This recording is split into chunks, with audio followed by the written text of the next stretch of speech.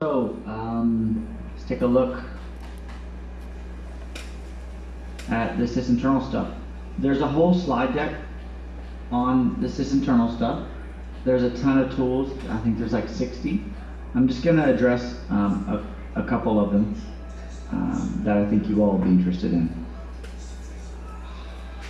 So we already looked at Process Explorer a little bit already, so I'm going to launch that and just show you a couple other things. But we spent kind of a lot of time in Process Explorer, but I'm going to highlight this. So to get the sysinternals tools, I think I had you all download them already, but you just do a search and then you download that sysinternals tools by just doing a search on sysinternals. You can download the entire suite in one zip file, or you can just download the individual files. So you can do the whole suite right here, or you can just download the individual files. We did that on the first day. So here's Process Explorer. We already talked about it. We talked about the indentation, and that's the parent-child process. The different colors mean different things. If you want to know what the colors mean, you can click on Options. There's a section here that says Configure Colors, and it tells you what each color means. You'll notice when I launch a new process, it highlights it in green. By default, that will only stay up for 1 second. I have mine changed.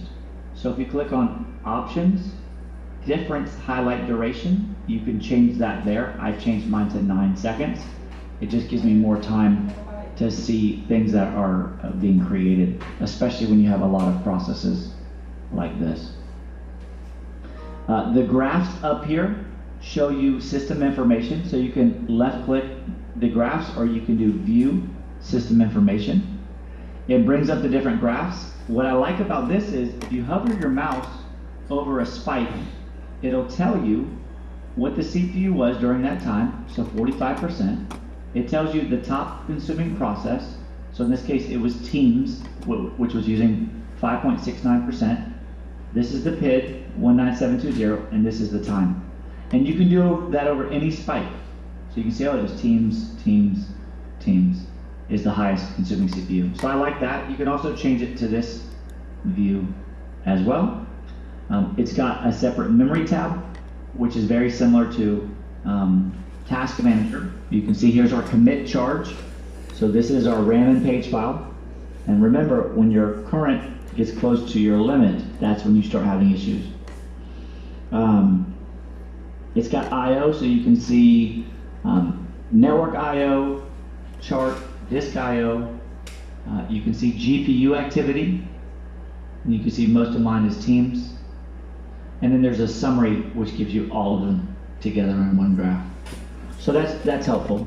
Let me show you one other thing I think is really cool, and it's called Virus Total. So what it does is, under Options, there's a section here that says virustotal.com, and you can check virustotal.com. And when you check this box, what it does is it sends a copy of the hash of each program that's running to a website called virustotal.com. And it scans that file and lets you know if it thinks that it's potentially a virus. So here is, I added this column, virus total, but you can double click on the process, and under image, there's a section here that says virus total submit. So you can submit for all of them by checking this box. It checks all running processes, or you can just go to one process and click on submit, and it will submit just it for that one process. Now, once you get the result, you can simply click it. It's a hyperlink. It launches a browser.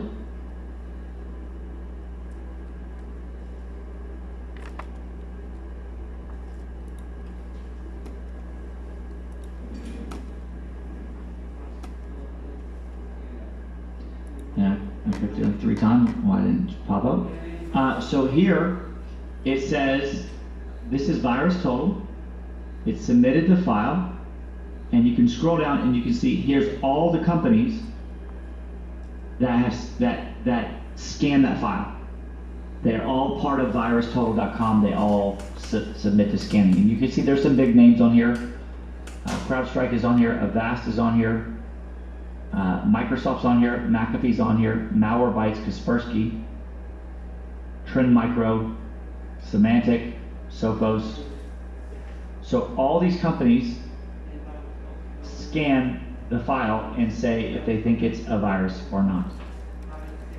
So that's kind of cool, because if you have a process on your computer and you're not sure if it's a virus or not, you can simply just double click it, submit, and it'll submit the hash and it'll tell you. So here's one where it says 1 out of 74. So if I click it, there's one company that thinks Process Explorer may be a virus or a Trojan, and it's a company called Yandex. I don't know why they think Process Explorer is a Trojan, but there's 73 other companies that don't think it's a Trojan, so you can probably ignore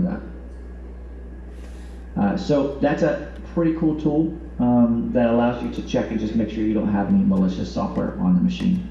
You can also double click the process, and there's a bunch of information on the actual process tab. So you can see image, you can see the command line that started it, you can see what time it was started, and its parent process and who started it.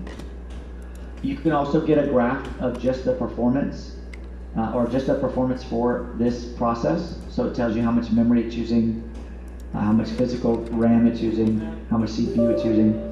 You can get a graph of the process, how much disk and network it's using, GPU, the threads we spent a lot of time on, networking, any type of networking, security, environment, and then strings.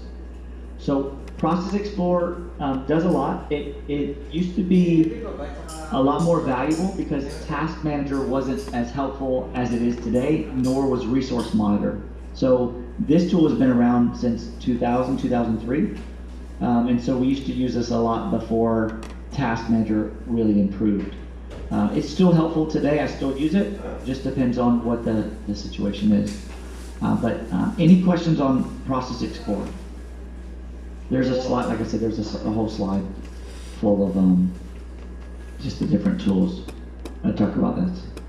So here's the slide on Process Explorer and highlighting. Okay, the next tool that I use a lot, more for kind of desktop support, but it can still be helpful. And this tool is called Auto Runs. And so what this tool does, I run all the sysinternals tools as admin, because some tools will be limited in what they can do if you don't run admin. But this tool goes through and then enumerates everything that's potentially starting up on your machine automatically. So it goes through and it breaks it down into different tabs. It has one tab that has everything, but we'll go through each tab. So here's logon. So it goes through and says, hey, here's all the stuff that's starting up on your logon. And it tells you where. So here it's coming from the registry, different part of the registry, install components, startup scripts from group policy. And if you decide, hey, I don't want, for instance, Google, we'll say High View Desktop Helper to load automatically, you simply just uncheck it. And it keeps track of what has been checked and what hasn't been checked. So if you decide in a couple weeks or a couple days, you know, I really do want that, you can check it back. Explore, it has hooks into Explore, so you can see, you know how sometimes when you come in here and you right click a file, it says, hey, do you want to add this to WinZip or WinRAR or play with VLC? This is where those come from. So you can see I've already disabled some of these. I'll add them back to show you. Right click, and now you can see 7-zip is right there.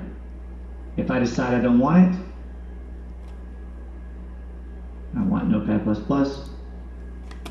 I can uncheck those.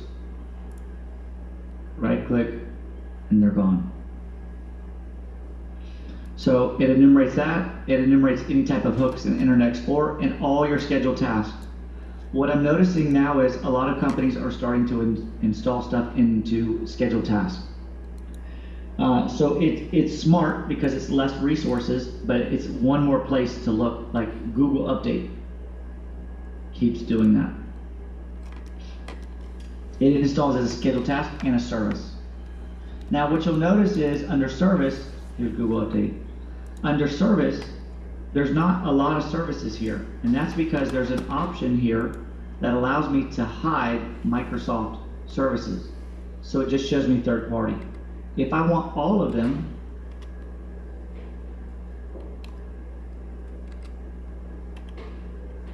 here's all the services. But if I just want third party, I can do options. I can hide just Windows, or I can hide Microsoft in general. And it's just going to show me third party services. And if I don't want them, as you saw, I could just disable them. The next one is drivers. It shows me all the drivers loading on my machine.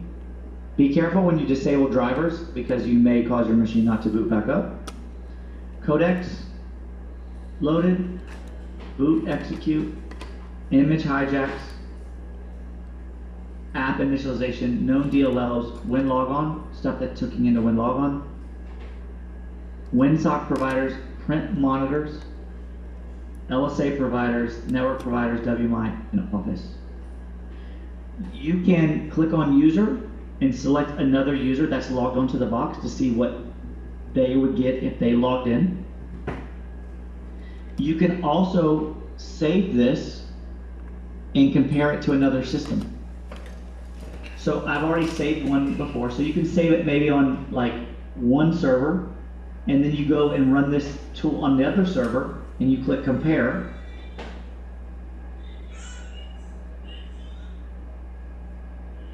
You select the file that you saved from server A, you're running this on server B, and you compare it from server A, and this goes through and it highlights all the differences between the one machine and the other machine. So you can compare a working toilet versus a non-working toilet on what is starting up. You can also connect to a machine that is offline, and you just select, say it won't boot, and you take the drive, you attach the drive. You can select the folder where Windows is, and it will load it and tell you what is loading on the machine, and you can enable and disable that. So I use this a lot more on the clients, just to see, you know, what services and processes and things are running to help clean up clients, but it can still be very relevant on servers as well. Any questions on auto runs? There's also a slide on this. Okay. All right. The other tool I want to show you is a tool called Process Monitor. So it's very similarly named to Process Explorer, but this one's called Process Monitor. So what this does, I use this tool a lot as well. You can right click, run as admin. This tool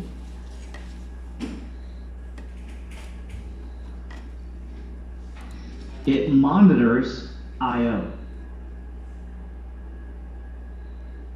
What type of I/O does it monitor? It monitors registry activity, file activity, network activity, process and thread activity, and then profiling activity. You can enable and disable each one of these by simply just pressing the button. So these four are currently enabled. So right now it's going to monitor registry, file, network, and process and thread. And you can see it just sits there and it collects every I/O that's happening on the machine. Okay, why would I want to use this? Well, let's just say my drive is very heavily utilized and I want to know what's using it. Well, we know Resource Monitor will tell me that, but it doesn't log it. So Process Monitor will log it and allow me to go back and look to see what was using it. So let's look at these icons. This icon here stops and starts the collection. Right now it's stopped, it has a red X on it. This icon right here auto scrolls. So as I'm collecting data, if I don't want it to scroll as I'm collecting, I can disable auto scroll. This right here clears all the data I've collected. So I can simply hit this button and it clears out all the events. This next icon here allows me to filter, so I can filter on anything. I can just look at a certain process. I can look at a certain folder or file. Maybe you have a folder or file that's getting deleted or updated. You can use this tool to monitor anybody that has any activity to that file or folder. Maybe someone's deleting a file. Maybe you have a program that you want to automate and you want to change a certain setting to, allow a server or whatnot. And you know that it probably is reading it from a file or it's reading it from the registry. You can use this tool to monitor all the activity to a file or a registry, and it'll tell you what location or show you what location it's reading the settings from. This next icon here, this eye, just highlights certain entries, whatever entry you want. This target allows you to select any process, and you can filter just on that process. So now it's just looking at what this notepad is doing. So if I do something like this, I'm looking at the right notepad. It'll record. Apparently I'm not.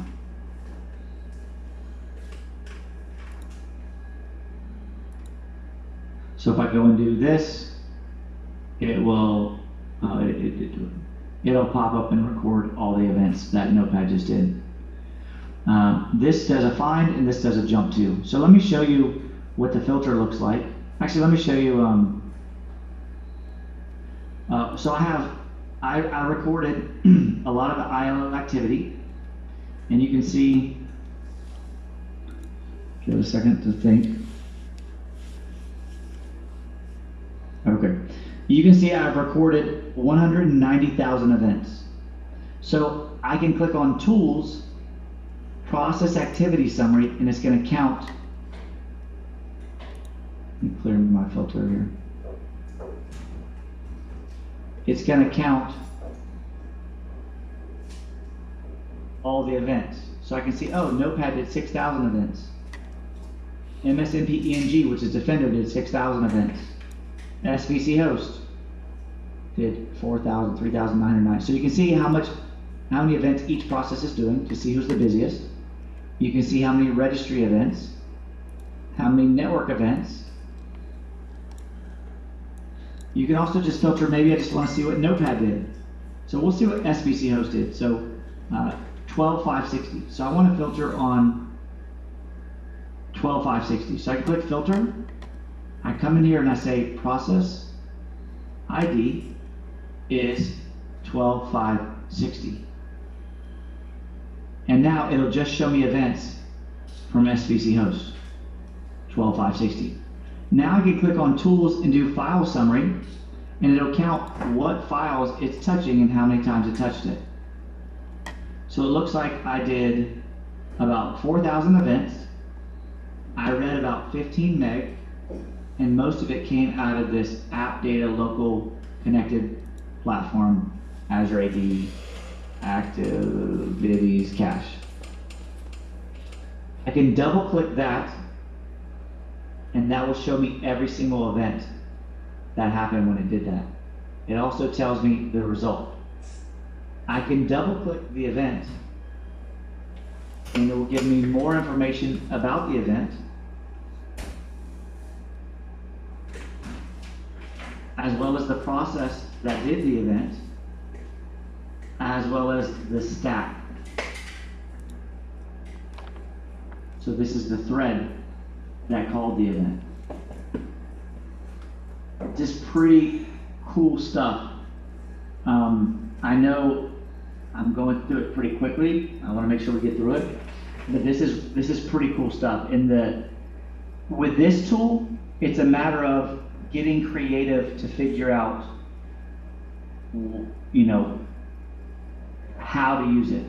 So let me show you an example. I'm gonna clear my filter here, and I just I'm gonna reproduce a behavior. I'm gonna filter on Notepad, And let's just say the user's getting an error, a random error in their application. So I'm going to generate an error in Notepad. I'm not going to show you, I'm doing it on another screen. So, okay, so the user just got an error, and let's just say the error was error A, or error 29, and you're like, I don't know what an error 29 is. So the first thing I did was I filtered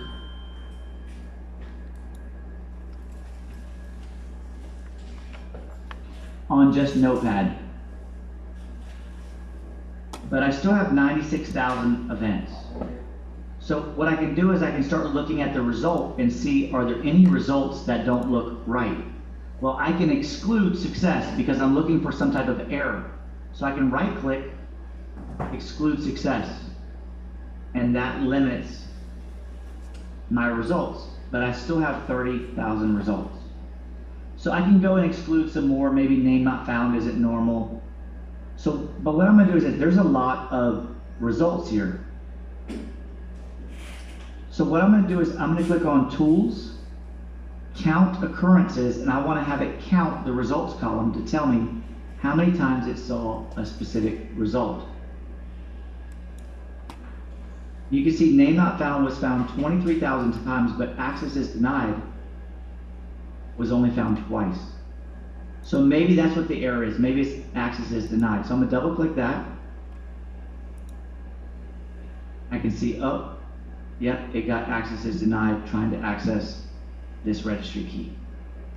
And now I can go and look at the permissions for that registry key to find out, is that a key that I need to add permissions to?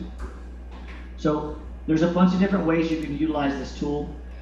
The sky's the limit. Like I said, someone's deleting a file, you can go in and set the filter and say, hey, I only want it if the path is c:\windows\memory.dmp or whatever. And that way it'll only record things that talk to memory.dmp. So,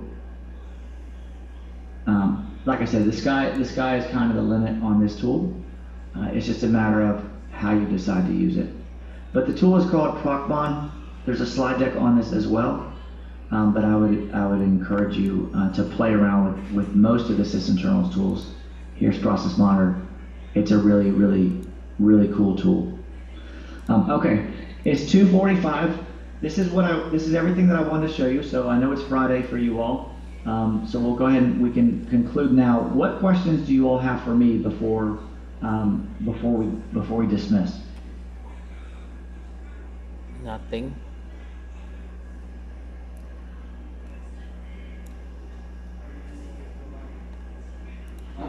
You're like, there's a lot of information, I get it. It's 3 days. Jan, Yeah.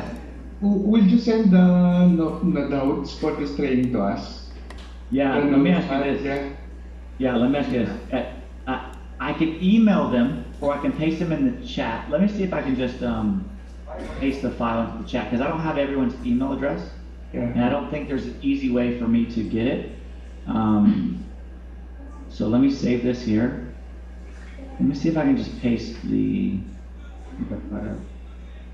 file in there. It should let me do it. But we'll see. Also, what tool is you are using when you draw? I normally get that Very question. interesting. I normally get that question. Sometimes I get it at the beginning, sometimes I get at the end. So this tool is actually a sysinternals tool. Oh. And it's called Zoom It. So you already have it on your machine. All right. It's called Zoom It. You just run it, and it's what I've been using the break timer with. So when you run it, it adds an icon. You just right click, go to options, and it will tell you all the shortcuts. So you can zoom in with Control 1, live zoom with Control 2, you can draw on the screen with Control 2, or Control 4, Control 2, and then the break timer is Control 3. So I use that to zoom in. You can hold down Control, do boxes, arrows, circles. So that tool is part of sysinternals. Oh, the colors. Great. Yeah, oh, the colors. So the colors, once you zoom in, so once you, like, if you hit Control 2, you just hit B for blue, R for red, P for pink, yellow for yellow, and you can change the color. Alright. That's why the big practice. Yeah, that was worth the training right there. Just that one tool, huh? Yeah. It's actually really cool. I didn't use it for a long time, and I sat in a training class, and the instructor used the tool all the time, and it was really effective. This was probably, I don't know, 12, 13 years ago, and so I was like, I really need to use that tool and get more effective at it. And it is helpful. It does take a little bit to get, comfortable with it, but once you get comfortable with it, it's if you ever have to do any type of presentation, it's definitely extremely helpful. Yeah, correct. So, good question though. So it won't let me paste the notes into this Teams chat. I tried to just paste it and it's not. Let me see if I can drag it. Yeah, it's not letting me drag. So I can either paste the notes raw, which will be probably hard to copy, or I guess what do you think the best way to get you all this file? Or I could email it to maybe one person, and that person can email it out. Do you have like an internal distribution list with everyone on it? I don't think there's a way for me to like email everyone. I guess you can pick up in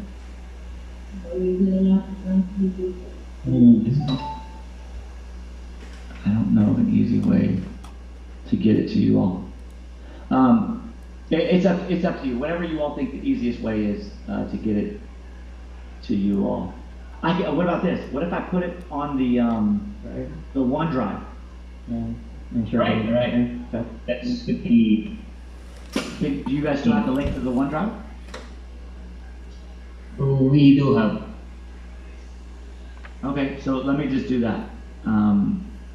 I'm gonna paste Right.